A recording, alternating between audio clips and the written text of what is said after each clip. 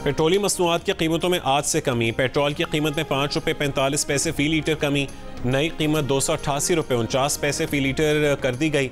Diesel की कीमत में 8 रुपये 42 पैसे फ़ी लीटर कमी। नई कीमत 281 रुपये 96 पैसे फ़ी लीटर मुकर्रर। लाइट डीजल की कीमत में 5 रुपये 63 पैसे फ़ी लीटर कमी। नोटिफिकेशन जारी। सुप्रीम कोर्ट के 6 जज मुत्तफिक। अदलिया में मुदाखलत की जिम्मेदार इंटेलिजेंस एजेंसियां, हुकूमत और खुद सुप्रीम कोर्ट है। चीफ जस्टिस काजी फैज ईसा ने कहा है कि जजेस का खत दिखाता है, बताता है और चीखता है कि कितनी मुदाखलत हुई है।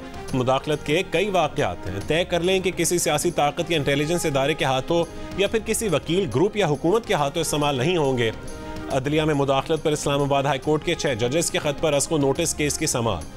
चीफ जस्टिस ने कहा कि अगर उनके काम में मुदाखलत हो और वो ना रोक सकें तो उन्हें घर चले जाना चाहिए।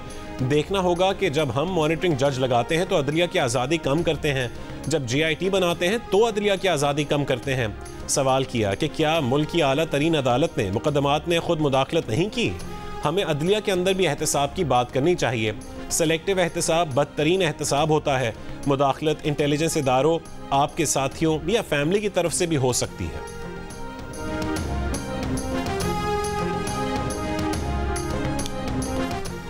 जस्टिस बाबर सत्तार के खिलाफ सोशल मीडिया पर मुहिम चलाई गई। कयास यह है कि रियासत ने जजेस के ज़ाती डेटा हासिल किए। नादरा और इमिग्रेशन समेत हुकूमत के मातहत इदारों से जजेस के अहल खाना का डेटा चुराया गया। ये तक बात हुई कि जजेस के बच्चे कहाँ पढ़ते हैं। जस्टिस अतर मिनल्लाह के अटॉर्नी जनरल मंसूर आवान से मुकालमा। कहा कि आखिरी बार आपने वज़ीर आज़म और चीफ जस्टिस से मुलाकात के बाद प्रेस कॉन्फ्रेंस की। प्रेस कॉन्फ्रेंस में कहा कि 6 जजेस ने मिसकंडक्ट किया। अटॉर्नी जनरल ने कहा कि प्रेस कॉन्फ्रेंस में मिसकंडक्ट का नहीं कहा गया, अगर कहा गया वो उसे मुस्तरद करते हैं। जस्टिस नईम अख्तर अफगान ने सवाल उठाया कि IB, ISI और MI किस कानून के तहत बनी? ये एजेंसियां किस कानून के तहत काम करती हैं? आइंदा समाअत पर तीनों एजेंसियों के कानून बताए जाएं। मजीद समाअत 7 मई तक मुलतवी। 6 मई तक दरख्वास्त गुजारों को तजावीज़ जमा करवाने की हिदायत।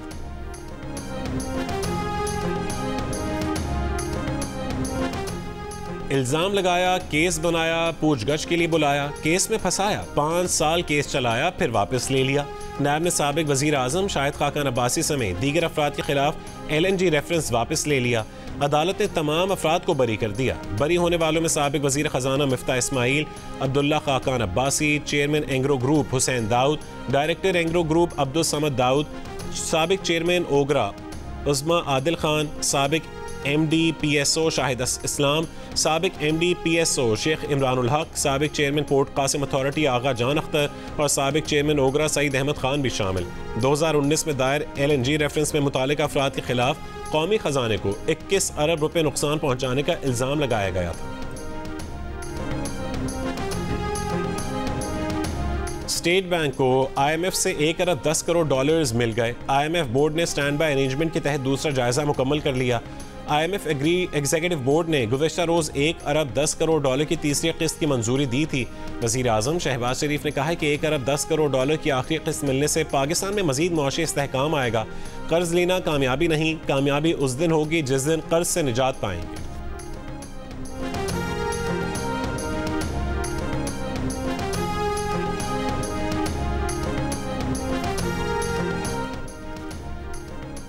पंजाब में किसानों से गंदम की खरीदारी अब तक शुरू ना हो सकी। महकमा खुराक की जानिब से वाफिर गंदम नमी का सूरत-ए-हाल खरीदारी में रुकावट करार। सूबे के मुख्तलिफ शहरों में किसानों का एहतजाज।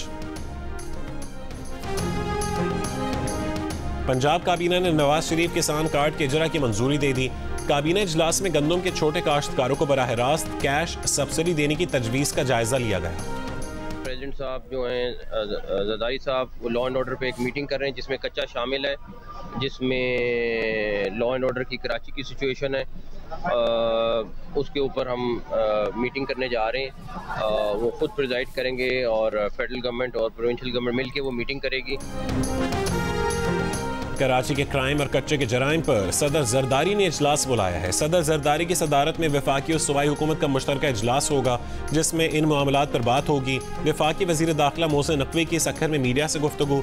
कहा कि कच्चे में फौज तलब किए जाने के हवाले से जो सिंध हुकूमत कहेगी हम उसे मुकम्मल सपोर्ट करेंगे। सिंध में क़याम अमन के लिए सूबाई हुकूमत की हर मुआवनत को तैयार है।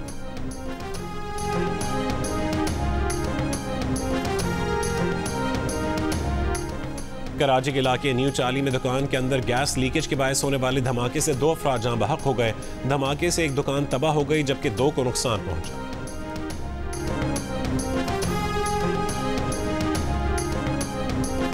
गिलगित बल्तिस्तान के मुख्तलिफ इलाकों में बर्फबारी का सिलसिला जारी। आज़ाद कश्मीर में लैंड स्लाइडिंग के बायस मुतादिद सड़कों का ज़मीनी राबता अब तक मुनक़ता। बलोचिस्तान में सैलाब से मुतासिर इलाकों में मौसम सर्द हो गया। शिमाली वजीरिस्तान बन्नू मालाकंड में गरज चमक के साथ मूसलाधार बारिश। मानसेरा में 6 रोज से वक्फे से बारिश और यालाबारी जारी। पंजाब के कई शहरों में तेज़ हवाओं के साथ बारिश। आज कराची में ज़्यादा से ज़्यादा दर्जा हरारत 39.5 डिग्री सेंटीग्रेड रहा। महकमा मौसमियात के मुताबिक कराची में आज भी मौसम गर्म और खुश्क रहने का इम्कान है।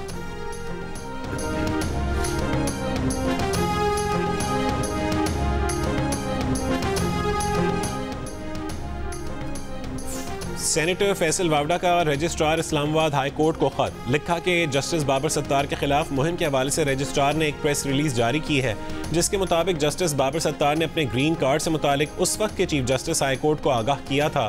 फैसल वावडा ने जस्टिस बाबर सत्तार और साबिक चीफ जस्टिस के दरमियान खत किताबत की कॉपी फराहम करने की इस्तदा की है। राना सनाउल्लाह खान वज़ीर आज़म के मुशीर बराए सियासी और अवामी उमूर तैनात। सदर जरदारी ने तैनाती की मंजूरी दे दी। राना सनाउल्लाह को वफाकी वज़ीर का दर्जा हासिल होगा।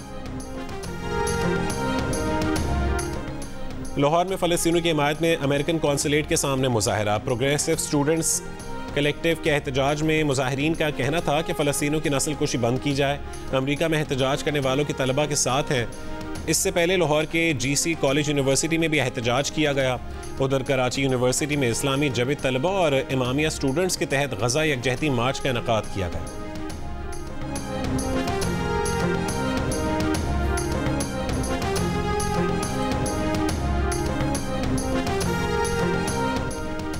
रफ़ा में इसराइली फौजी ऑपरेशन रुकवाने के आलमी दबाव के बावजूद इसराइली वज़ीर आज़म नेतन्याहू की हठधर्मी बरकरार। नेतन्याहू का कहना है कि गज़ा जंगबंदी मुआहदा हो ना हो रफ़ा में फौजी ऑपरेशन ज़रूर होगा। फ़लस्तीनी सदर महमूद अब्बास की अमरीका से रफ़ा पर इसराइली चढ़ाई रुकवाने की अपील। रफ़ा में गज़ा पट्टी के दीगर इलाकों से जबरी बेदखल किए 10 लाख से ज़्यादा फ़लस्तीनियों ने पनाह ली हुई है। इसराइली फ़ौज के गज़ा पर हमले जारी। गुज़िश्ता 24 घंटों में मज़ीद 50 से ज़्यादा फ़लस्तीनी शहीद कर दिए। गज़ा में जंगबंदी की कोशिशें भी जारी। अमरीकी सदर बाइडन का कतर और मिस्र के सरबराहान से राबता। यरगमालियों के रिहाई मुआहदे पर बात की। हमास का वफ्द काहिरा से वापस रवाना। 40 रोज़ा जंगबंदी की इसराइली तजवीज़ पर गौर के बाद तहरीर जवाब देगा।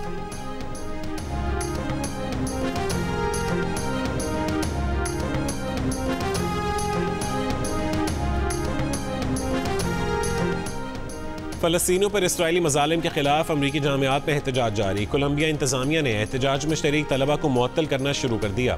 वियतनाम जंग के खिलाफ 1968 में भी तलबा ने मुजाहरों के दौरान कोलंबिया यूनिवर्सिटी के हैमिल्टन हॉल पर कब्जा कर लिया था। मंगल को हैमिल्टन हॉल पर गज़ा की 6 साला शहीद बच्ची हिंद के नाम पर ही हिंद हॉल का बैनर लहरा दिया गया।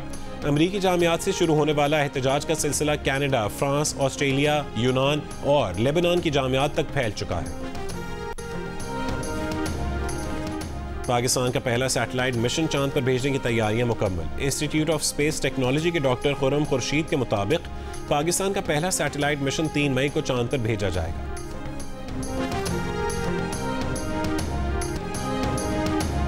और पाकिस्तान की टॉप माउंटेनियर नायला कियानी का कहना है कि अगर वो तालीम याफ्ता ना होती तो इतनी कामयाबी हासिल ना कर सकती। उनकी वज़ीर आज़म और वज़राए आला से अपील है कि ख़वातीन की तालीम के लिए मज़ीद इक़दामात किए जाएँ। नायला कियानी 3 मई से नेपाल में वाक़े 8,485 मीटर बुलंद मकालू चोटी को सर करने की मुहिम शुरू करेंगी। वो मकालू सर करने वाली पहली पाकिस्तानी खातून बन जाएंगी।